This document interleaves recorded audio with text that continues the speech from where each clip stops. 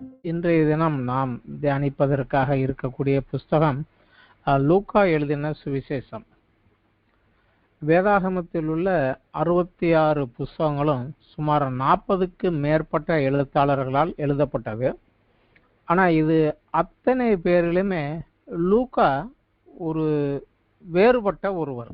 இவர்கள் அனைவரிலுமே அவர் ஒரு வேறுபட்டவர் என்றால் இந்த வேதத்தில் இவர் ஒருவர் தான் புற இனத்திலிருந்து வந்தவர். மற்ற எல்லாருமே இஸ்ரவேலினுடைய அந்த 12 கோத்திரத்துக்குள்ளாக இருந்து வந்தவர்கள் மூலமாகத்தான் எழுதப்பட்டது. மீதமுள்ள முழுமையுமே இவர் ஒருவர் மட்டும்தான் புற இனத்திலிருந்து வந்தவர். அதனால இவருடைய அந்த புஸ்தகம் கொஞ்சம் சிறப்பானதான். இவர் எழுதியது 2 தொகுப்பாக எழுதினார். முதலாம் பிரபந்தம் என்று தமிழிலே கொடுக்கப்பட்டிருக்கும், அது லூக்கா சுவிசேஷம். இரண்டாவதாக அவர் எழுதினது அப்போஸ்தலர் நடபடிகள். அந்த 2 புஸ்தகங்களும் அவரால் எழுதப்பட்டது தான்.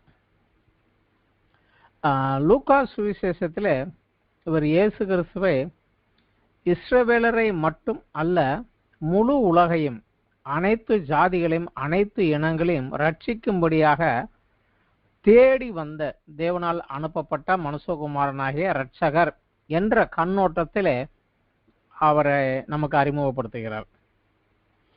மத்தேயு இயேசுவை யூதருக்கு ராஜாவாக வெளிப்படுத்துகிறார். அவர்கள் யூதருக்கு பிரதானமாக எழுதினால யூதருக்கு ராஜாவாக. மத்தேயு 2வது அத்தியாயம் 2வது வசனத்தில் யூதருக்கு ராஜாவாக பிறந்திருக்கிறவர் எங்கே என்று ஞானிகள் அவரை தேடி வந்தார்கள் என்று எழுதுகிறார். மார்க் தன்னுடைய சுவிசேஷத்தில் இயேசு கிறிஸ்துவை தேவனுடைய ஒரு தாசனாக, ஒரு ஊழியனாக, மார்க்கு சுவிசேஷம் 10வது அத்தியாயம் 45வது வசனத்திலே உள்ளபடி, மனுஷகுமாரனும் ஊழியம் கொள்ளும்படி வராமல் ஊழியம் செய்யவும் அநேகரை மீட்கும் பொருளாக தம்முடைய ஜீவனை கொடுக்கவும் வந்தார் அப்படின்னு எழுதுறார். ஒரு தேவனுடைய தாசன், அவர் தேவனுக்கு சித்தமானதை செய்வதற்காக, தன் உயிரை கூட கொடுப்பதற்காக வந்தவர். அவருடைய ஊழியத்தையும் அவருடைய ரட்சிப்புக்காக அவர் தன்னை அர்ப்பணித்ததையும் அவர் எழுதுகிறார். ஆனால் லூக்கா தன்னுடைய புஸ்தகத்தில் அப்படி எழுதுகிற போது இயேசு கிறிஸ்துவை ஆதாமின் சந்ததியில் வந்த அனைவரையும் மீட்கும்படியாக தேவனால் அனுப்பப்பட்ட மனுக்குலத்தை தேடி வந்த ஒரு மனுஷனாக, மனுக்குமாரனாக அவரை வெளிப்படுத்துகிறார். லூக்கா அத்தியாயத்தில், லூக்கா எழுதின 19வது அத்தியாயத்தில் நாம் இதை 10வது வசனத்தில் இயேசு கிறிஸ்து இப்படியாக சொல்வதை பார்க்கலாம். இழந்து போனதை தேடவும் ரட்சிக்கவுமே மனுஷகுமாரன் வந்திருக்கிறார். இதுதான் அந்த முழு புஸ்தகத்துக்குமே ஒரு முக்கிய தீம். இதுதான். இதை ஆதாரமாக வைத்து தான் மற்ற எல்லா காரியங்களையுமே அவர் இதைத்தான் அப்படியாக தெளிவுபடுத்தி கொண்டு போகிறார். சரி, யார் இந்த லூக்கா? இந்த லூக்கா யார்? மற்றபடி இவருடைய வம்ச வரலாறுல நமக்கு தெரியாது, எங்கேருந்து வந்தாலும் தெரியாது. ஆனால் இவர் அந்தியோகியா பட்டணத்தை சேர்ந்த ஒரு விசுவாசி என்று நாம் அறியலாம். பவுலும் பர்னாபாவும் ஊழியம் செய்த அந்தியோகியா பட்டணத்திலே இருந்த ஒரு விசுவாசி என்று நாம் அறியலாம். அப்போஸ்தலர் 11வது அத்தியாயத்தில் 26வது வசனத்தில் இப்படியாக அந்தியோகியா சபையை குறித்து நாம் ஒரு குறிப்பை படிக்கலாம். முதலாக அந்தியோகியாவில் உள்ள சீசர்களுக்கு கிறிஸ்தவர்கள் என்று பெயர் வழங்கப்பட்டது என்று நாம் படிக்கலாம். முதல் அந்தியோகியாவிலே சீசர்களுக்கு கிறிஸ்தவர்கள் என்று பெயர் வழங்கிற்று. உண்மையிலே இந்த பெயரை யாரும் கொடுக்கல. ஆனால் மக்களுடைய வாழ்க்கையை நடக்கையை வைத்து புற மதத்தவர்கள் அவர்களுக்கு வச்ச பேர் அது. இவங்க இயேசு கிறிஸ்துவை தங்களுடைய தலைவராக ஏற்றுக்கொண்டு அவர் சொன்னபடி நடப்போம் என்று சொல்லக்கூடியவர்கள். இவர்கள் கிறிஸ்துவனுடைய வழியை பின்பற்றுகிறவர்கள் என்பதனால கிறிஸ்தவர்கள் அப்படின்னு அழைச்சாங்க. இது யாருமே வச்ச பேரு கிடையாது, உருவாக்கினவர் வச்ச பேரும் கிடையாது. வெளியே எல்லாரும் சொல்லப்பட்டு அப்படியாக வந்த பேர். அதற்கு முன்னதாக எல்லாருக்கும் இருந்த காமனான ஒரு பேரு விசுவாசி, சீஷன். இது 2 தான் இருந்தது. பிற்காலத்துல தான் இது இந்த கிறிஸ்தவர்கள் என்று மாறி இதுல வந்தது. அந்த அந்தியோகியா பட்டணத்தை சேர்ந்தவர் தான் இந்த லூக்கா. அந்த அந்தியோகியா பட்டணம் இப்பொழுது துருக்கியிலே இருக்கிறது. இப்போ சமீபத்தில் நடந்த எர்த்துகாக்களை 7.8 முதல்ல அடி விழுந்தது இந்த இந்த இந்த பகுதியில் தான். அந்த பகுதியில் தான் அந்தியோகியா இருந்தது. இன்றைக்கு அது பேர் வேறு, அன்றைக்கு அது அங்கே தான் இருந்தது. இது தவிர இவரை குறித்து இன்னும் சற்று நம்ம அறியலாம் என்றால், இவர் ஒரு வைத்தியர். கொலோசியர் 4:14 பவுல் இப்படியாக அவரை குறித்து எழுதுகிறார், என் பிரியமான வைத்தியனாகிய லூக்காவும் என்னோடு உடன் இருக்கிறான் அப்படின்னு எழுதுகிறாரு. சரி, இவர் ஒரு வைத்தியர் அப்படின்னு நம்ம தெரிஞ்சுக்கலாம். அது மாத்திரமல்ல, சரியாக நமக்கு தெரியாத ஒரு காரியம் இது அவர் ஒரு சுவிசேஷகரும் கூட. சுவிசேஷ ஊழியத்திலே ஈடுபாடு கொண்டவர். பவுலோடு சேர்ந்து அவருடைய 2வது மிஷனரி பிரயாணத்தில் அவரோடு சேர்ந்து சென்றவர். கடைசியாக நமக்கு தெரிந்த வரைக்கும் பவுலின் காலத்தில் கடைசி வரைக்கும் அவரோடு கூட இருந்த ஒரு உடன் உதவியாளராக, உடன் ஊழியராக அவரோடு இருந்தவர். அவருடைய பாடுகள், அவர் சிறையிருப்பு நாட்களிலும், அவர் கப்பல் பிரயாணம் போனது, கப்பல் சேதமானது, எல்லாவற்றிலும் அவர் கூட இருந்தார். அதை எப்படியாக நம்ம தெரிந்து கொள்ளலாம் என்றால், அப்போஸ்தலர் நடவடிக்கையில் 16வது அத்தியாயத்தில் 10வது வசனத்தில் அவர் கொஞ்சம் வித்தியாசமான ஒரு வார்த்தையை உபயோகப்படுத்துகிறார்.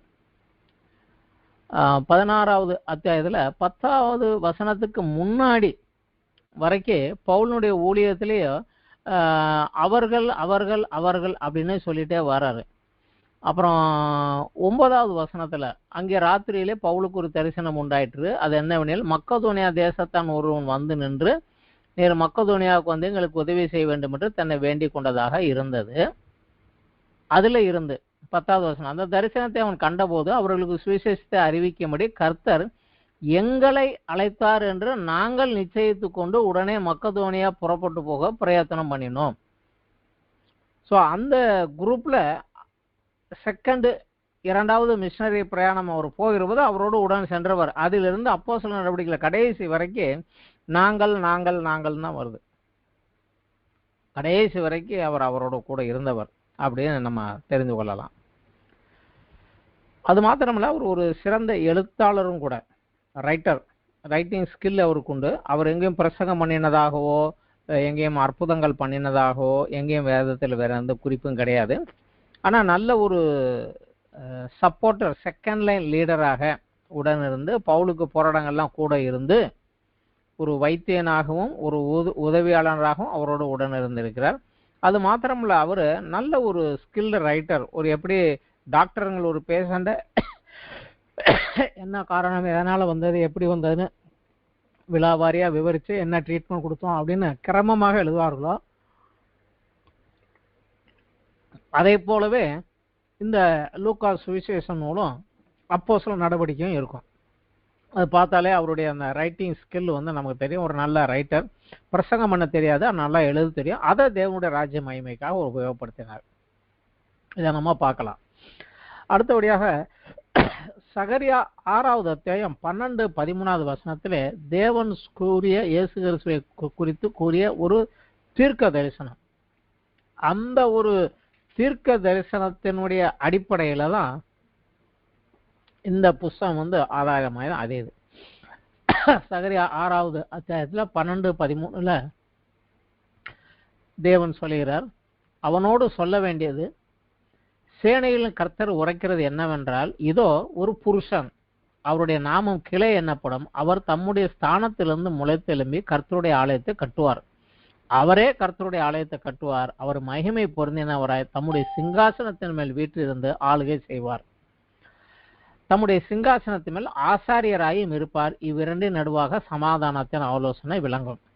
இந்த இதோ ஒரு புருஷன், இது ஒரு கிளை எனப்படும் அப்படிங்கிறது இந்த சகரியாவில் 6:6 அதே போல சகரியா 3வது அத்தியாயத்திலையும் 8வது வசனம் சொல்றாரு, இப்பொழுதும் பிரதான ஆசாரியனாகிய யோசாவை நீ கேள், உனக்கு முன்பு உட்கார்ந்து இருக்கும் தோழரும் இவர்கள் அடையாளமாயிருக்கிற புருஷர், இதோ கிளை எண்ணப்பட்டவராகிய என் தாசனை நான் வரப்பண்ணுவேன். இந்த ஒரு புருஷன், இவர் கிளை எண்ணப்படுகிற என் தாசன் அப்படிங்கிறார்.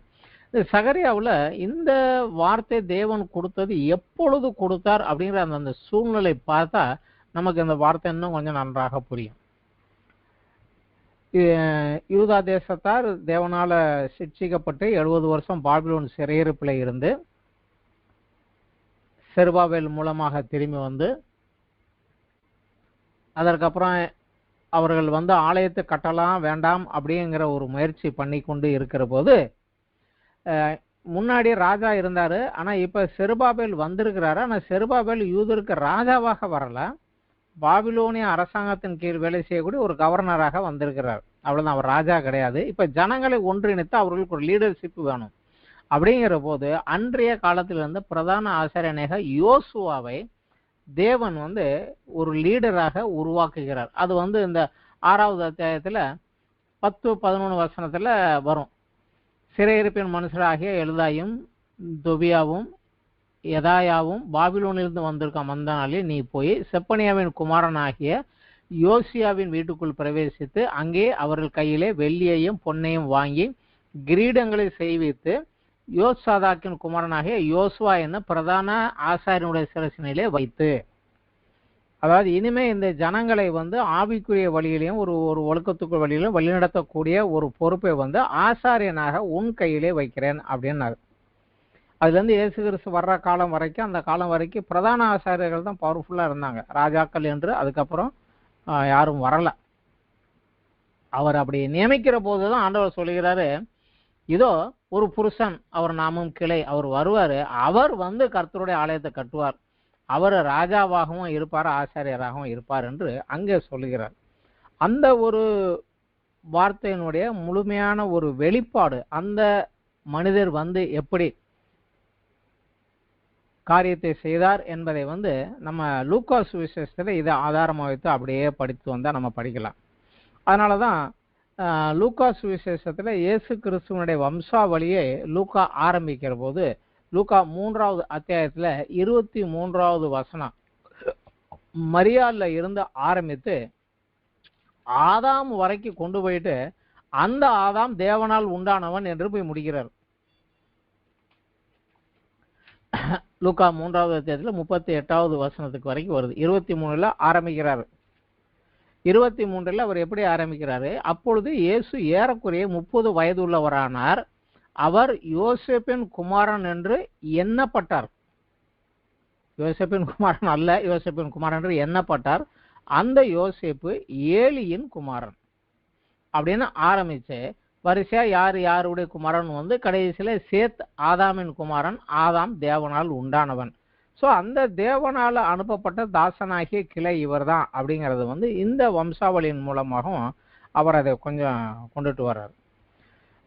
மத்தேயு இயேசுனுடைய வம்சாவளியை ஆபிரகாமிலே இருந்து ஆரம்பிச்சு தாவீதின் குமாரன் சாலமோன் வழியாக யோசேப்பு வரைக்கும் வருகிறார். அந்த மத்தேயு 1லேயே படித்து பார்த்தோம்னால அந்த ஒரு காரியம் நமக்கு கொஞ்சம் தெளிவாக தெரியும். 16வது வசனத்துல யாக்கோபு மரியாளுடைய புருஷனாகிய யோசேப்பை பெற்றான். அதற்கு மேல இருக்க வசனம்லாம் எலியேசரை பெற்றான், எலியேசர் மாத்தானை பெற்றான், மாத்தான் யாக்கோபை பெற்றான், யாக்கோபு யோசேப்பை பெற்றான் என்று வரல, மரியாளுடைய புருஷனாகிய யோசேப்பை பெற்றான், அவளிடத்தில் கிறிஸ்து எனப்படுகிற இயேசு பிறந்தார். இங்கே ஒரு மறைமுகமா சொல்லுகிறது, யோசேப்பு வந்து அவருடைய தகப்பன் அல்ல அப்படிங்கிறதையும் ஒரு மறைமுகமா இதுல உள்ள எழுதிடுறாங்க. அதற்கு காரணம் என்ன அப்படின்னா, யோசேப்பினுடைய முன்னோரான கோனியா என்று அழைக்கப்படுகிற ஒரு ராஜா, கடைசி யூத ராஜா, அவர் தேவனால் சபிக்கப்பட்டவர். எரேமியா 22வது அத்தியாயத்துல 24வது வசனத்திலையும் 30வது வசனத்திலையும் படிக்கலாம். இவன் வம்சாவளி இல்லாதவன், இவன் வம்சத்தில் ஒருவனும் ராஜாவாக இருப்பது இல்லை அப்படின்னு தேவன் அந்த வம்சத்தை சபிக்கிறார். அதே போல எசேக்கியேல் தீர்க்கதரிசன புஸ்தகத்துல அதே காலகட்டத்துல தான் எசேக்கியேல் தீர்க்கதரிசன புஸ்தகத்துல 21வது அத்தியாயத்துல 25, 27 வசனங்கள்ல தேவன் ஒரு காரியத்தை சொல்லுகிறார். எசேக்கியேல் 21ல 25ல இருந்து 27 வரைக்கும், இஸ்ரவேலை ஆளுகிற அவபக்தியுள்ள துன்மார்க்க அதிபதியே, அக்கிரமத்துக்கு முடிவு வருங்காலத்தில் உன்னால் வந்தது. பாகையை கலற்று, கிரீடத்தை எடுத்து போடு, அது இனி முன்போல் இராது. தாழ்ந்தவனை உயர்த்தி உயர்ந்தவனை தாழ்த்துவேன், அதை கவிழ்ப்பேன் கவிழ்ப்பேன் கவிழ்ப்பேன், உரிமைக்காரரானவர் வரும் மட்டும் அது இல்லாது இருக்கும், அவருக்கே அதை கொடுப்பேன் என்று கர்த்தராகிய ஆண்டவர் சொல்லுகிறார். ஸோ அந்த சிங்காசனத்தில் உட்கார்றதுக்கு உரிமைக்காரராக நான் ஒருத்தரை வச்சிருக்கிறேன், அவர் வர்ற வரைக்கும் இனிமேல் ராஜான்னு யாரும் இருக்க மாட்டான் அப்படிங்கிறது ஆண்டவர் தெளிவாக சொல்லுகிறார். அந்த கேனியாவினுடைய வம்சத்துல வந்தவர் தான் யோசேப்பு. ஆனா மத்தேயுல வரக்கூடிய வம்ச வரலாறு மரியாளிலே ஆரம்பித்து தாவீதின் இன்னொரு குமாரனாகிய நாத்தான் மூலமாக ஆதாம் முறைக்கு வெளியே போகுது. இந்த மத்தேயு லூக்காவில் கொடுக்கப்பட்ட ஏலி யோசேப்பின் குமாரன், ஏலியின் குமாரன் யோசேப்புன்னு வரும். அவர் உண்மையிலே அவருக்கு மாமனார், யாக்கோபுக்கு மாமனார். மத்தேயுவில் கொடுக்கப்பட்ட யாக்கோபு யோசேப்பினுடைய அப்பா. லூக்காவில் கொடுக்கப்பட்ட ஏலி யோசேப்பினுடைய மாமனார். அவருக்கு பிள்ளைங்கள் கிடையாது, ஒரே ஒரு பொண்ணு தான்.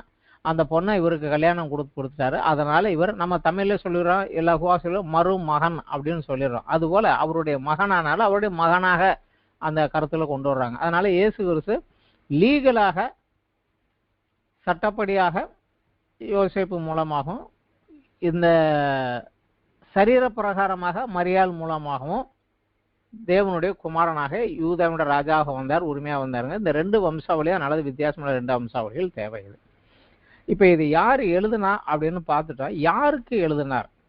அநேகருக்கு தெரியாத ஒரு விவரம் இதுதான். யாருக்கு எழுதினார்? மகா கணம் பொருந்திய துயப்பிலுவே அப்படின்னு இது ஆரம்பிக்கிறார்.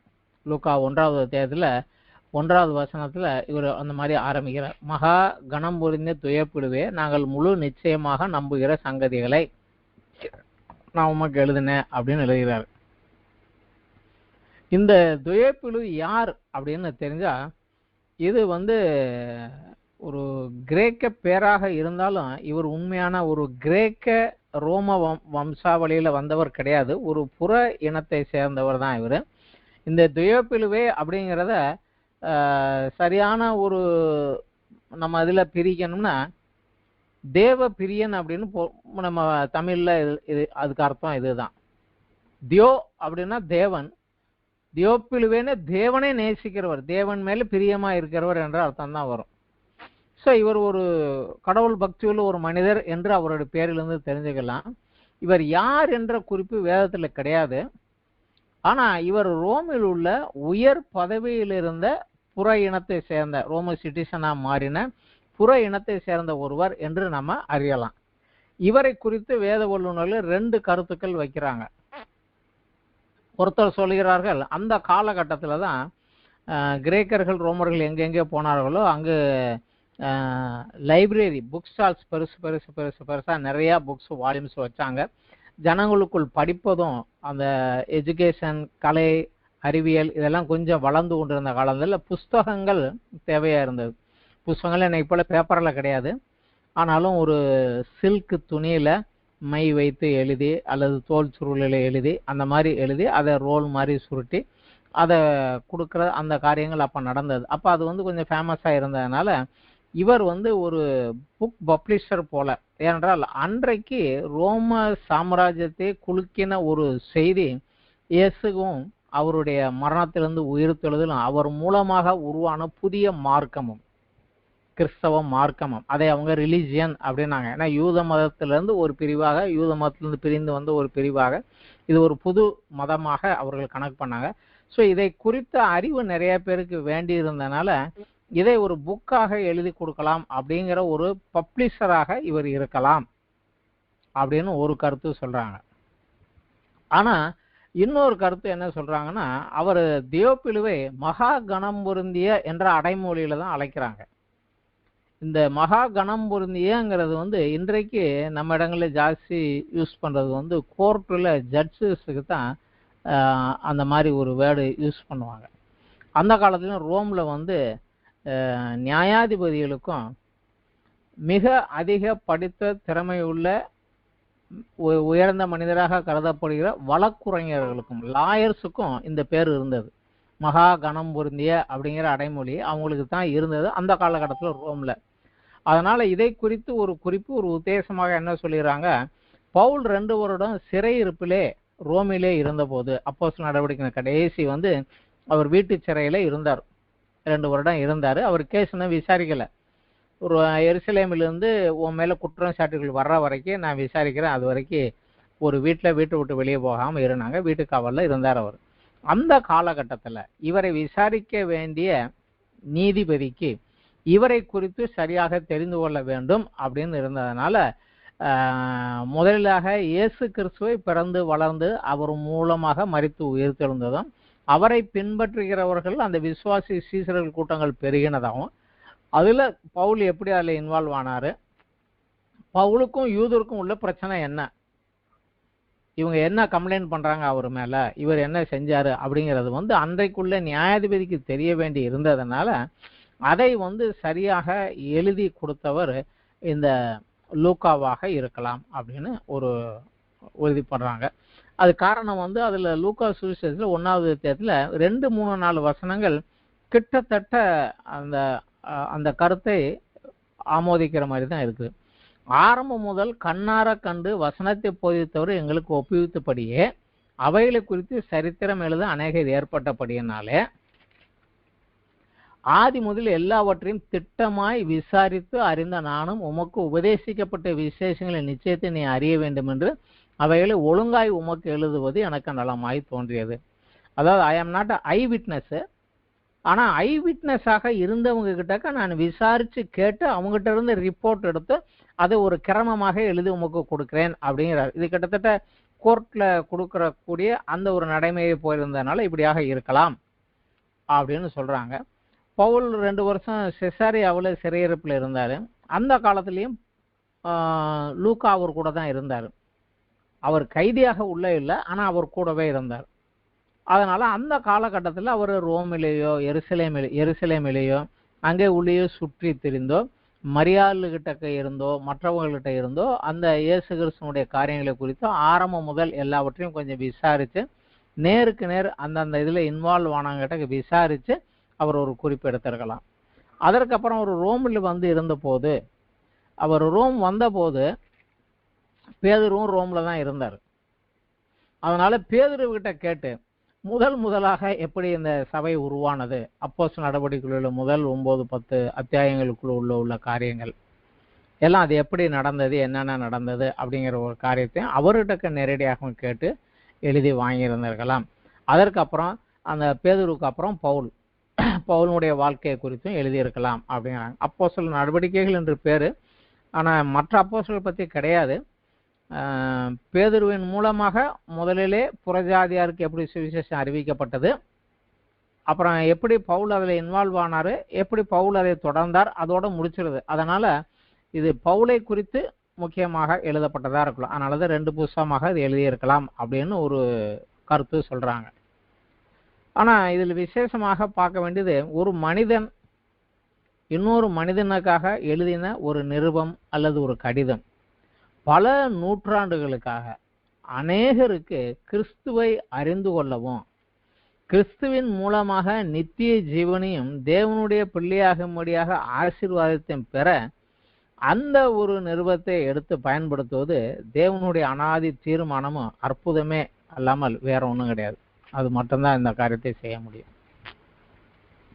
லூக்காவும் தன்னுடைய சுவிசேஷ புஸ்தகத்தை மார்க்கு சுவிசேஷத்தை ஆதாரமாக வைத்து அவர் முதலிலே செய்த 3 வருட ஊழியங்கள், கடைசி 6 மாத ஊழியங்கள், அதை ஒரு பிரிவாகம் இதை ஒரு பிரிவாகம் வைத்து மார்க் எப்படி எழுதியிருக்கிறாரோ அதிலேயே மத்தேயு சேர்த்தவைகளிலே தேவையானவைகளை மட்டும் எடுத்துக்கொண்டு எல்லாவற்றையும் எழுதலை. மத்தேயு போல அவர் இயேசு எங்கெங்கே என்னென்ன சொன்னாரோ எல்லாத்தையும் தொகுத்து எழுதினார். இவர் அப்படி இல்லாமல் எந்தெந்த இடத்துல என்ன சொன்னார் அப்படிங்கிறத அந்தந்த இடத்தின் பின்னணியின் அடிப்படையில் இவர் எழுதி சேர்த்திருக்கிறார். இதில் அது மாத்திரமல்ல, மார்க்கோவை போல ஒரு கிரேக்க கண்ணோட்டத்தில் இதை எழுதலை, மத்தேயுவை போலவே ஒரு யூத கண்ணோட்டத்தில் ஓல்ட் டெஸ்ட்மென்ட்ல இது நிறைவேறியது அது நிறைவேறியது அப்படியே அந்த யூதர்களுக்கு எழுதுகிற மாதிரியோவோ இல்லை இவர்களுக்கு எழுதுகிற மாதிரியோ எழுதலை.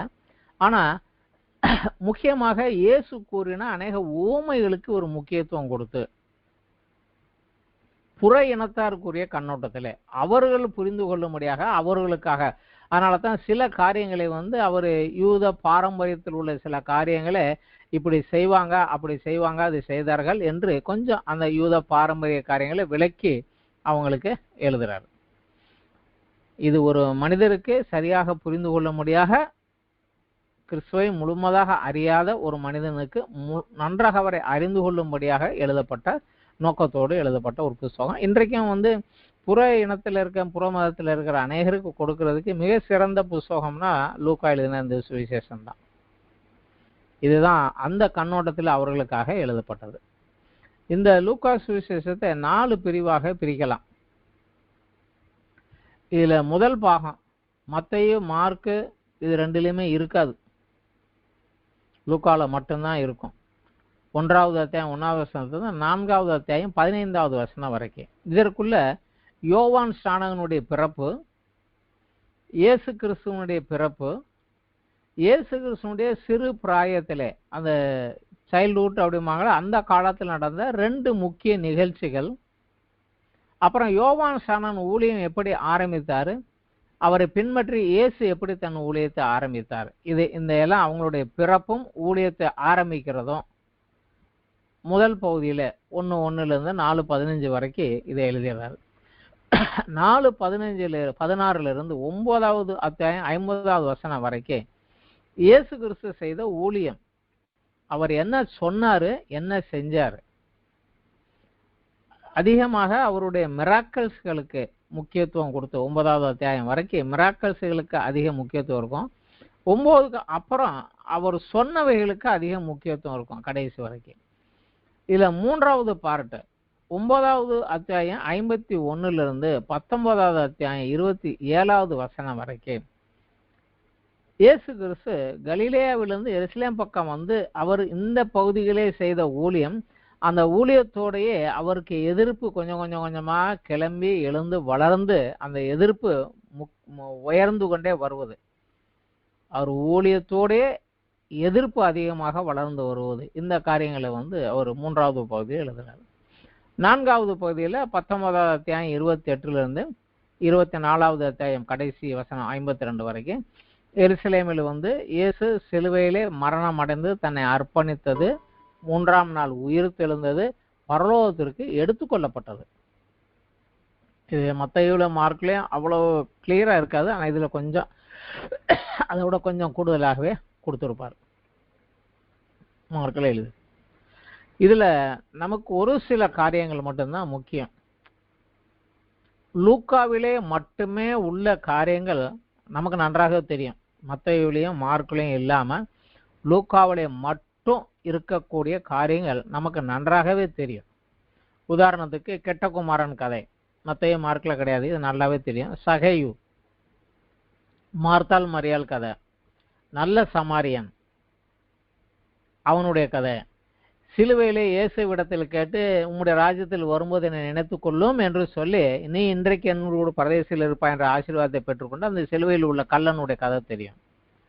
அப்புறம் இயேசு மரித்து உயிர் தெழுந்த போது எம்மாவூருக்கு போன 2 சீசரோட அவர் கூட நடந்து போன அந்த 2 சீசர்கள் கதை, இது எல்லாமே மத்தேயுலையும் மார்க்லையும் கிடையாது, லூக்கால மட்டும்தான் இருக்கும். இந்த கதைகள் நமக்கு நல்லாவே தெரியும்.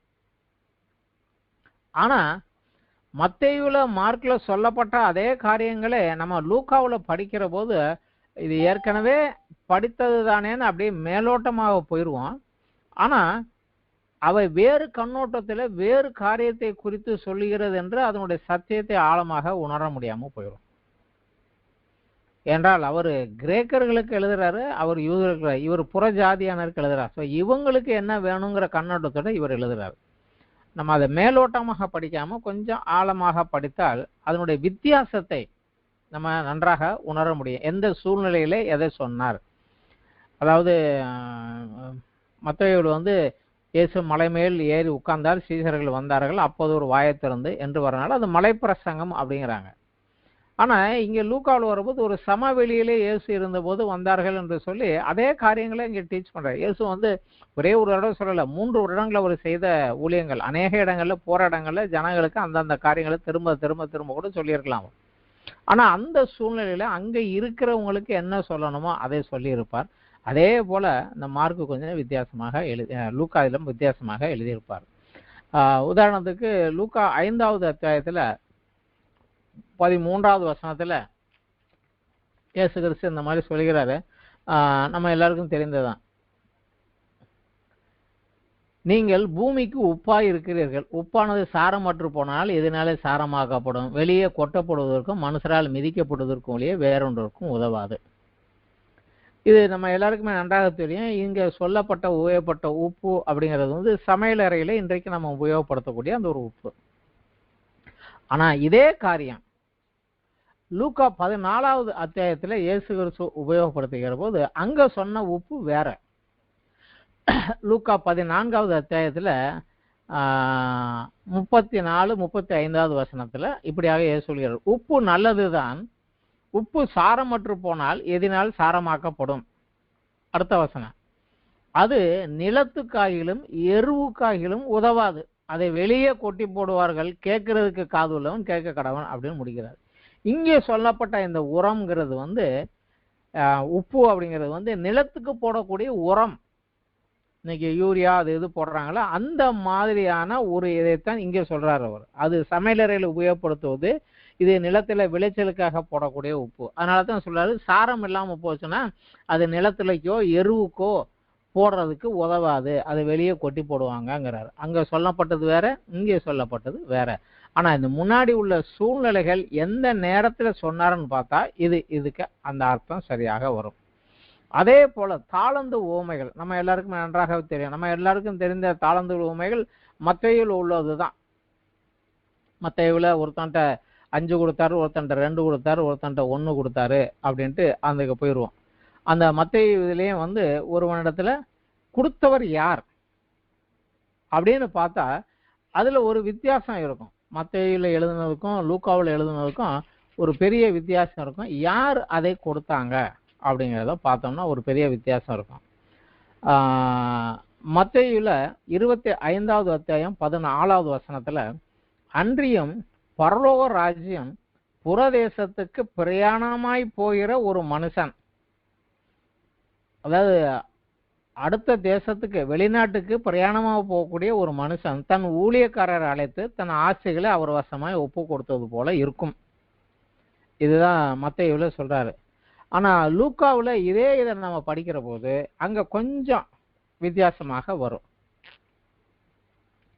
லூக்காவில 19வது அத்தியாயம் 12வது வசனத்துல படிக்கிற போது, பிரபுவாகிய ஒருவன் ஒரு ராஜ்யத்தை பெற்றுக்கொண்டு திரும்பி வரும்படி தூரதேசத்துக்கு புறப்பட்டு போனான்.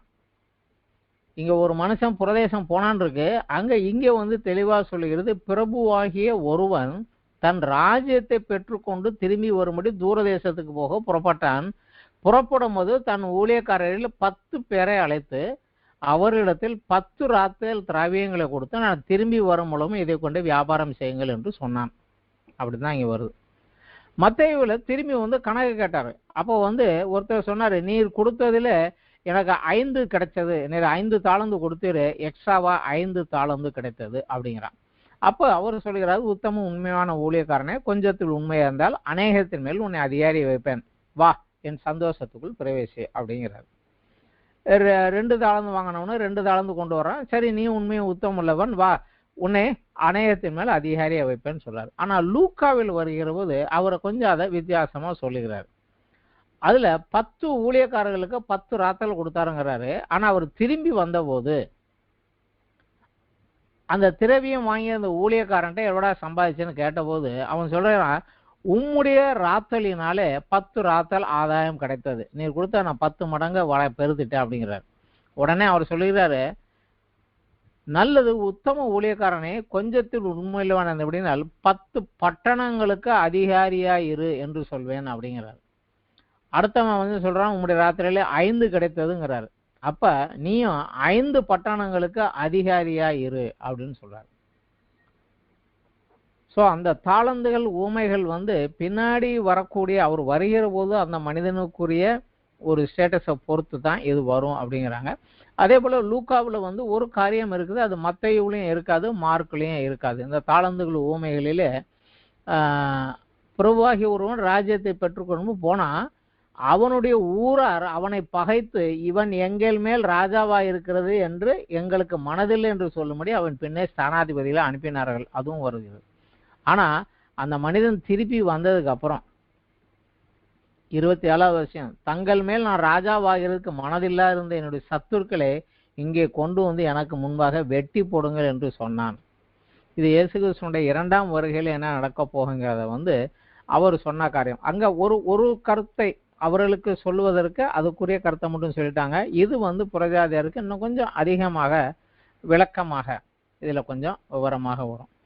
அதே போலவே கடைசி காலத்தை குறித்து அந்த எச்சரிப்புகளை அவர் ஆண்டவர் கொடுக்கிற போது மத்தேயு சுவிசேஷத்துல 24வது கடைசி காலத்துல என்னென்ன எல்லாம் நடக்கும் அப்படின்னு சொல்லிட்டு கடைசியாக இயேசு கிறிஸ்து அவர்களுக்கு சில ஆலோசனை சொல்லுகிறார். 42வது வசனத்துல 24வது அத்தியாயம் 40, உங்கள் ஆண்டவர் என்ன நாளில் வருவார் என்று நீங்கள் அறியாது இருக்கிறபடியால் விழித்திருங்கள். அப்புறம் 44, நீங்கள் நினையாத நாளிகளில் மனுஷகுமாரன் வருவார், ஆகையால் நீங்கள் ஆயத்தமாயிருங்கள். 45, ஏற்ற வேளையிலே தன் வேலைக்காரருக்கு போஜனம் கொடுத்து அவர்களை விசாரிக்கும்படி எஜமான் வைத்த உண்மையும் விவேகம் உள்ள ஊழியக்காரன் யாவன் அப்படின்னு இந்த 3 காரியத்தை சொல்லிட்டு, இந்த 3 காரியமும் உங்க கையில வச்சுக்கிட்டு விழிப்பாயிரு, ஆயத்தமாயிரு, ஆனா உண்மை உள்ளவனாக விவேகம் உள்ளவனாயும் இரு அப்படின்னு சொல்லிட்டு போயிட்டார். ஆனா லூக்கா 21வது அத்தியாயத்துக்கு நம்ம வருகிற போது இங்கே அவர்கள் இந்த காரியத்தை செய்ய முடியாதபடி அவர்களுக்கு என்ன இடையூறு வரும், அதற்கு என்ன எச்சரிக்கையா இருக்கணும்னு இங்க தெளிவா சொல்கிறார்.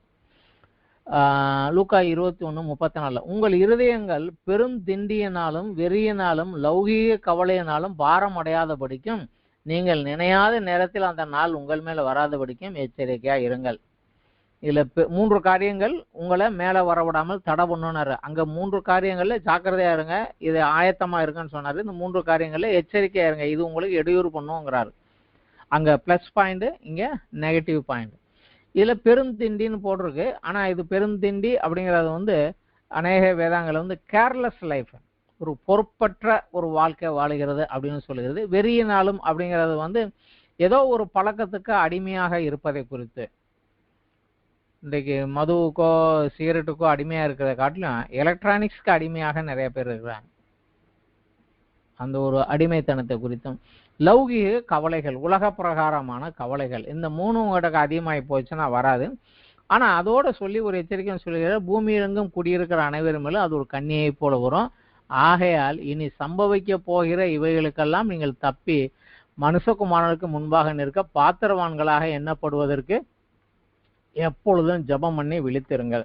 ஸோ உங்க டெய்லி ப்ரேயர்லேயே, ஆண்டவரே இன்றைக்கு நீர் வந்தீர் என்றால் நான் உம்மோடு போவதற்கு நான் ஆயத்தமாக இருக்க வேண்டும், அதுக்கு இடைஞ்சலா இருக்கிறதெல்லாம் விலக்கிட்டு போறதுக்கு ஆயத்தமாக இருக்கு. நம்ம ப்ரேயர் லிஸ்ட்டில், ப்ரேயர் நோட்டில் இதுவும் ஒரு பாயிண்டாக இருக்கணும் அப்படிங்கிறத அவர் சொல்லியிருக்காரு. அப்போ தான் அது ஞாபகத்தில் இருக்கணும், அதில் ஆயத்தமாக தயாராக இருக்க முடியும். ஸோ மத்தேயு, மார்க்குக்கும் லூக்காவுக்கும் ஒரு வித்தியாசம் உண்டு. கண் நோட்டத்தில், கண் பார்வையில் அவர் கொஞ்சம் வித்தியாசமாக இருக்கும். அதனால் நம்ம அதை கொஞ்சம் படிக்கிறது நல்லது. நான் மத்தேயு படிச்சுட்டு மார்க்கு படிச்சுட்டு அப்படியே லூக்கா வர்றபோது அப்படியே ரன்னிங் ஆகி மேலாப்பில் அந்த ஆடு மேலாப்பில் புல்லு மேய்ஞ்சிட்டு போகிறவர்கள் அப்படியே போயிடுவாங்க. அப்படி இல்லாமல் கொஞ்சம் ஆழமாக படிக்கிறது நல்லது. இந்த புஸ்தகத்தினுடைய மூல வசனம், கீவேர்டு, இழந்து போனதை தேடவும் ரட்சிக்கவுமே மனுஷகுமாரன் வந்திருக்கிறார். இதுதான் இந்த முழு புஸ்தகத்தினுடைய முழு சாராம்சம். இழந்து போனதே தேடவும், ஆதாம் காலத்துல இருந்து இழந்து போனதே திருப்பி தேடவும், அந்த அவர்களை ரட்சிக்கவுமே மனுஷகுமாரன் வந்திருக்கிறார். அதுதான் இந்த புஸ்தகத்துல மிக முக்கியமான அத்தியாயங்கள் 2 அத்தியாயம், ஒன்று 15, அடுத்தது 16. இந்த 2 அத்தியாயங்கள் மிக முக்கியமான சென்டர் பாயிண்ட் அப்படின்னு சொல்லலாம். இதுல விசேஷமாக என்ன பண்ணலாம்னா, 15வது அத்தியாயத்துல 1வது வசனம் இப்படியாக ஆரம்பிக்கிறது. சகல ஆயக்காரரும் பாவிகளும் அவருடைய வசனங்களை கேட்கும்படியாக அவரிடத்தில் வந்து சேர்ந்தார்கள். 1வது வசனம். 2வது வசனம், அப்பொழுது பரிசேயரும் வேதபாரகரும் முறுமுறுத்து இவர் பாவிகளை ஏற்றுக்கொண்டு அவர்களோடு சாப்பிடுகிறார் என்றார்கள். ஸோ வீட்டுக்குள்ள உட்காந்து இயேசு கிறிஸ்து சாப்பிட்டுக்கிட்டு இருக்கிறாரு, அவர் கூட சகல ஆயக்காரரும் பாவிகளும் உட்காந்துருக்கிறாங்க. உள்ள வீட்டுக்குள்ள விருந்து சாப்பிட்டுக்கிட்டு இருக்கிறாங்க அவர் கூட. ஆனா வெளியே பரிசேயரும் வேதபாரகரும் முறுமுறுத்து இவர் பாவிகளை ஏற்றுக்கொண்டு அவர் கூட சாப்பிட்றாருன்னு முறுமுறுத்துட்டு உட்காந்துருந்தாங்க. இந்த ஒரு கான்செப்ட் அப்படியே வைத்துக்கொண்டு 3 உவமைகள் அங்கே இயேசு கிறிஸ்து சொல்ல ஆரம்பிக்கிறார். 3வது வசனம் அவர்களுக்கு அவர் சொன்ன உவமையானது அப்படின்னு வருது. 4வது வசனத்திலிருந்து 7வது வசனம் வரைக்கும் 100 ஆடுகள் 1 காணாம போச்சு, அந்த 1 போய் தேடி பிடிச்சி எடுத்துட்டு வந்தேன். சொல்லிட்டு மனம் திரும்ப அவசியம் இல்லாத 99 பேரை தேடி அல்ல, அந்த காணாமல் போன ஒருத்தனை தான் நான் தேடி வந்தேன் அப்படின்னு சொல்லிட்டு மனம் திரும்புகிற ஒரே பாவி நிமித்தம் பரலோகத்தில் மகிழ்ச்சி உண்டாயிருக்கும் தெரியுமா அப்படின்னு சொல்றாரு. அதையும் சொல்லிட்டு அடுத்த பாயிண்ட்டுக்கு வர்றாரு. இப்ப 100ல் 1, இப்ப அடுத்த பாயிண்ட் 8லிருந்து 10, இப்ப 10ல் 1. 10 வெள்ளி நாணயங்கள் 1 காணாம போச்சு, 9 கையில இருக்குது. ஆனா 9 குறித்து கவலையில் அந்த காணாமல் பொண்ணை தேடி தேடி தேடி தேடி அதை கண்டுபிடிச்சு சந்தோஷம் மகிழ்ச்சி கொண்டாள் அப்படின்னு வருது. அது ஒட்டியே வரக்கூடிய அடுத்தது 11வது வசனத்திலிருந்து 32வது வசனம் வரைக்கும் ஒரு தகப்பனுக்கு 2 பிள்ளைங்க, ஒருத்தன் தகப்பனை விட்டு பிரிந்து போனா, எல்லாத்தையும் இழந்து நாசமாயி மனம் திரும்பி தந்தையிடத்துல வந்தான். அந்த இளைய குமாரனை தகப்பன் ஏற்றுக்கொண்டார். அவன் அப்பா கூட உள்ள வீட்டுக்குள்ள இருக்கிறான். நம்ம எல்லாரும் இதோட முடிச்சிருவோம். ஆனா முக்கியமாக சொன்னது வெளியே நிக்கிற மூத்த குமாரனுக்கு தான் இந்த கதையை அவர் சொல்லிடுறாரு. ஆனா கோபத்தோட வெளியே நின்னா மூத்த குமாரன், வீட்டுக்குள்ள வரல, அவன் வெளியே நின்னான். மனம் திரும்பி வந்தவன் உள்ள வந்துட்டான், ஆனா கோபத்தோட நின்னவன் வெளியே நின்றுட்டான். அந்த 1வது 2வது வசனத்துக்கும் இதுக்கும் கணக்கு பண்ணோம்னா அது அப்படியே வரும். அதை ஒட்டியே வரக்கூடிய அடுத்த 16வது அத்தியாயமும் அதை ஒட்டியே அப்படியே வருகிறது தான். அதுல 1வது வசனத்திலிருந்து 8வது வசனம் வரைக்கும் அநீதியுள்ள ஒரு உக்ரானக்காரன், அவனை குறித்து ஒரு கதை சொல்றாரு. ஒரு உக்ரானக்காரன் தான் முதலாளியோட இதெல்லாம் நாசம் பண்ணனான்னு தெரிஞ்சது. அப்ப அவன் தன்னை காப்பாற்றிக் கொள்வதற்கு என்ன செஞ்சான் அப்படிங்கிறத சொல்லி, இந்த ஒளியின் பிள்ளைகளை காட்டில் இந்த பிரபஞ்சத்தின் பிள்ளைகள் அதிக புத்திசாலியா இருக்கிறாங்க, ஒளியின் பிள்ளைகள் அப்படி இல்லை, நான் இந்த உலகத்தை விட்டு அந்த உலகத்துக்கு போகிற போது அங்க எனக்கு வசதியாக இருக்க வேண்டிய ஏற்பாடுகளை நான் இப்பவே இங்க பண்ணனானு பண்ணவில்லை அப்படிங்கிறத குறிப்பா வச்சுட்டு அவர் சொல்கிறார். அதை சொல்லிட்டு முக்கியமாக அவர் பின்னாடி வரார். அவர் பின்னாடி வரபோதுதான் 19வது வசனத்திலிருந்து 31வது வசனம் வரைக்கும் நமக்கு நன்றாக தெரிந்த கதை தான். சம்பிரமமாய் வாழ்ந்த ஒரு ஐஸ்வர்யவான் பாதாளம் போனான். ஒண்ணுமே இல்லாம பிச்சை எடுத்துக்கிட்டு இருந்த ஒரு லாசரு ஆபிரகாம் மடியில போய் சேர்ந்தான். அந்த ஐஸ்வர்யவான எந்த பாவம் செஞ்சான்னு சொல்லல, ஆனா அவன் பாதாளத்துல போய் முடிஞ்சிட்டான். ஆனா ஆபிரகாம் மடியில அந்த லாசரு போய் உட்காந்துட்டான். இந்த காரியங்களை எல்லாம் அப்படியே வரிசையா சொல்லிட்டே வர்றாரு. அந்த வெளியே ஒரு சம்பவம் நடக்குது, அதை அப்படியே ஓமைகளாக சொல்லிக்கொண்டே வருகிறார். நான் யோகியா, நான் நீதியமான, என்கிட்ட ஒரு குறையும் இல்லை, நீ அங்கேயே இரு, உன்னை பத்தி எனக்கு கவலை இல்லை. ஐயோ நான் பாவி அப்படிங்கிறியா, நீ தான் வா, உன்னைத்தான் தேடி வந்தேன், வா என்கிட்ட வா, நான் உன்னை கொண்டுட்டு வரேன். இதுதான் காணாமல் போனதே தேடவும் ரட்சிக்கவும் வந்தேன் அப்படின்னு சொல்லி கொண்டுட்டு வர்றாரு.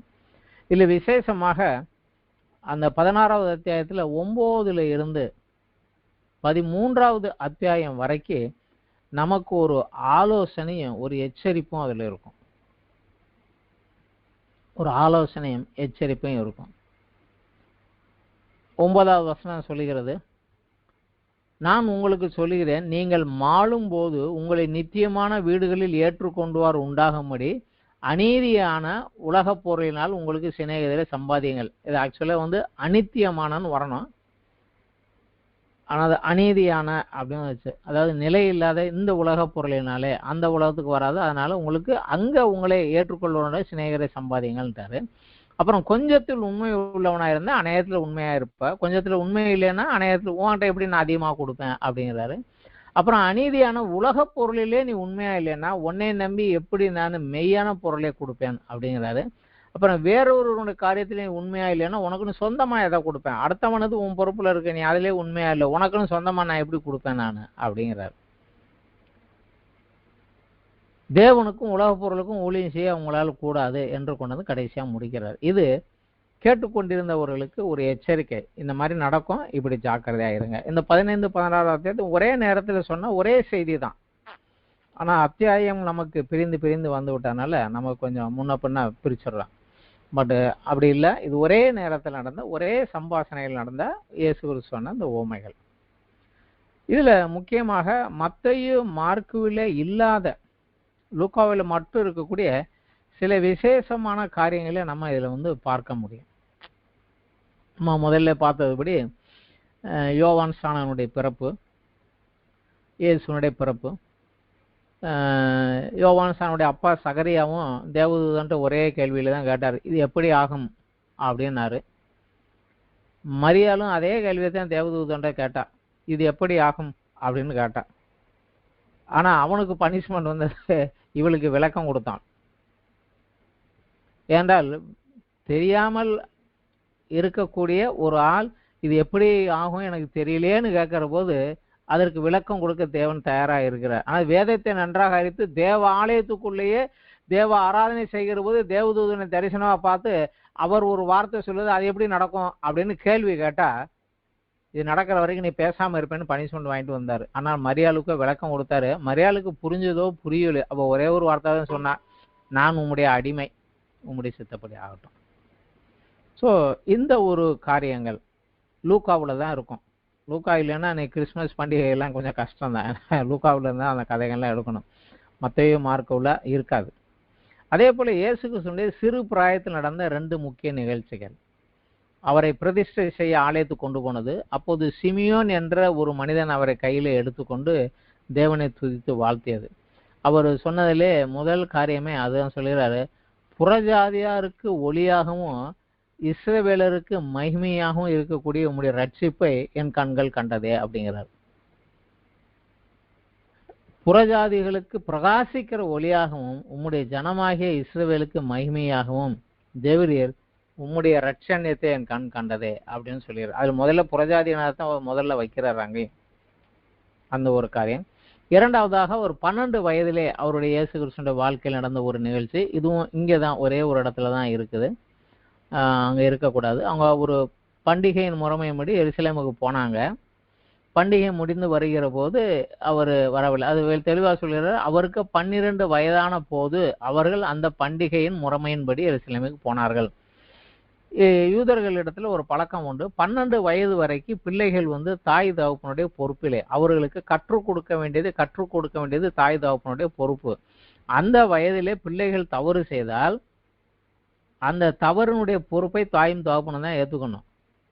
அந்த காலத்துக்கு உள்ளதாக தேவனுடைய அந்த நியாயப்பிரமாணங்களையும் மற்ற காரியங்களையும் ஆராதனை முறைகளையும் அவங்க கற்றுக் கொடுத்துருக்கணும்.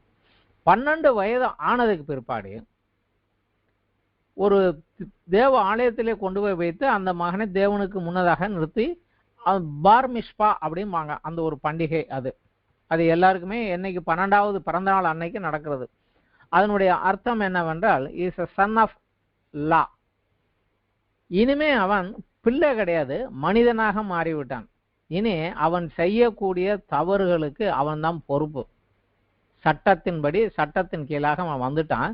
அது மாத்திரமல்ல, இனிமேல் அவன் குழந்தை அல்ல, தன் தகப்பனோடு சேர்ந்த தகப்பனுடைய காரியத்திலே வேலைகளிலே அவனுக்கு ஒரு உதவியாளனாக எழுந்து செல்லக்கூடிய ஒரு மனிதனாக நிற்கிறான். அப்படிங்கிறது தான் அந்த பண்டிகையினுடைய இது. அந்த பண்டிகை முடிந்து இவங்க வந்தபோது இவரை காணவும் திருப்பி தேடி போறாங்க. அப்ப மரியாள் ஒரு கேள்வி கேட்குறாங்க. அவர் தாயார் அவருக்கு, மகனே ஏன் எங்களுக்கு இப்படி செய்தா? இதோ உன் தகப்பனும் நானும் விசாரத்தோடு உன்னை தேடினோமே அப்படிங்கிற. அப்ப ஏன் சொல்றாரு, ஏன் என்னை தேடினீர்கள்? என் பிதாவுக்கு அடுத்த வகையில நான் இருக்க வேண்டும் என்று அறியீர்களா அப்படிங்கிறார். அவங்க உன் தகப்பன்னு யோசேப்பை சொல்றாங்க, அவர் என் தகப்பன்னு பிதாவே சொல்றாரு. இது வரைக்கும் உங்ககிட்ட இருந்தேன், இப்போது சட்டத்தின்படியாக அவருடைய பிள்ளைன்னு அவரை கொடுத்துட்டீங்க, இனி அப்பா தொழிலிலே கூட நிற்க வேண்டியது பிள்ளையோட வேலை இல்லையா? அப்பா நான் தேவாலயத்தில் தானே நான் நிற்கணும், நான் என்னை வேற எங்கே போய் தேடினீங்கன்னு கேட்குறாரு. ஆனாலும் திரும்ப போய் அவர்களுக்கு கீழ்ப்படிந்திருந்தார் 18 வருடமாக. 3 வருட ஊழியத்திற்கு 30 வருடம் அவர் ஆயத்தமானார். இன்றைக்கு அநேக ஊழியர்கள் ஆயத்தமே இல்லாமல் தடபுடன்னு இறங்கிடுறாங்க. அதனால தான் பின்னாடி கொஞ்சம் தடுமாறல் போராட்டங்கள்லாம் வரும். ஆயத்தம் வேணும், ஆயத்தம் இல்லாமல் போகக்கூடாது. அவர் அந்த காரியங்கள் எல்லாம் இந்த இதில் தான் இருக்கும். அதோட இயேசு கிறிஸ்து சொன்ன ஓமைகள் மத்தேயு மார்க்குல இல்லாத 13 ஓமைகள் அதிகமாக இதில் இருக்கும். ஓமைகளுக்கு ஒரு முக்கியத்துவம் கொடுப்பார். ஓமைகள் இருக்கும். இயேசு கிறிஸ்து மரித்து உயிர்த்ததுக்கு பின்பு பரமேறுவதற்கு முன்னதாக நடந்த சில காரியங்கள் இதில் நம்ம பார்க்கலாம். அது மாத்திரமல்ல, ஒரே ஒரு காரியம் இந்த லூக்காவில் மட்டும்தான் இருக்கும். லூக்கா 24வது அத்தியாயம் 34 கர்த்தர் சீமோனுக்கும் தரிசனம் ஆனார். அதாவது பேதுருவுக்கு தனியாக இயேசு கிறிஸ்து தரிசனம் ஆயிருக்கிறாரு. ஆனா அவர் என்ன சொன்னாரு, என்ன பண்ணினாரு, அப்ப என்ன நடந்ததுங்கிறது மத்தேயு, மார்க், லூக்கா, யோவான் வேற எங்கேயுமே கிடையாது, வேற எங்கேயுமே இல்லை. ஆனா இந்த ஒரு இடத்துல தான் அவனை தனியாக நேரடியா வந்து ஆண்டவர் சந்தித்தார் அப்படிங்கிற ஒரு குறிப்பு இங்கே தான் இருக்குது.